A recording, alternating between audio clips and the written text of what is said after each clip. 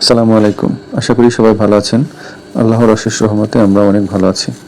আজকে যাচ্ছি পুকুরের পাড়ের আগাছা পরিষ্কার করতে।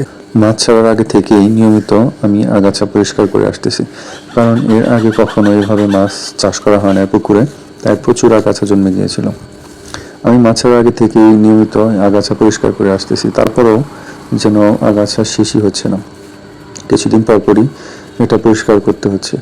আর পুকুরের মাছ চাষ করতে গেলে পুকুরের পরিবেশটা সুন্দর রাখা অনেকটা জরুরি, কারণ পুকুরের পাড় পরিষ্কার থাকলে সাপ, ব্যাঙ, পোকামাকড়ের উপদ্রবটা কম থাকে।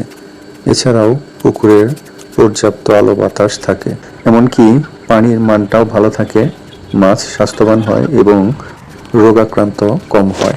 আর এসব কাজগুলো আমি আস্তে আস্তে নিজেই করার চেষ্টা করি। আশা করি ইনশাল্লাহ পরবর্তীতে আর এরকম আগাছা জন্মাবে না, কারণ আমি নিয়মিত এর পরিচর্যা করে আসতেছি।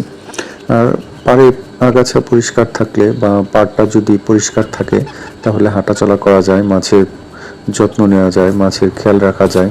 পরিবেশটা সুন্দর থাকলে মাছ চাষ করে অনেকটা স্বাচ্ছন্দ্য পাওয়া যায়। পুকুরের পাড় ঠিক রাখা ও পরিচর্যা করা মাছ চাষের অন্যতম একটা অংশ। আর মাছ চাষে সফলতা পেতে হলে এসব দিকগুলো গুরুত্বের সহকারে দেখতে হবে। আমার ক্ষুদ্র জ্ঞান থেকে আমি যেটা ভালো মনে করি সেটাই আপনাদেরকে বলার চেষ্টা করি এবং সেটাই উপস্থাপন করি। যদিও আমি এই সেক্টরে নতুন, তাই আপনার অবস্থান থেকে আপনি যেটা ভালো মনে করবেন সেটাই করার চেষ্টা করবেন। ভিডিওটি যদি বিন্দুমাত্র ভালো লেগে থাকে তাহলে সাবস্ক্রাইব করে পাশে থাকা অনুরোধ রইল। আসসালামু আলাইকুম।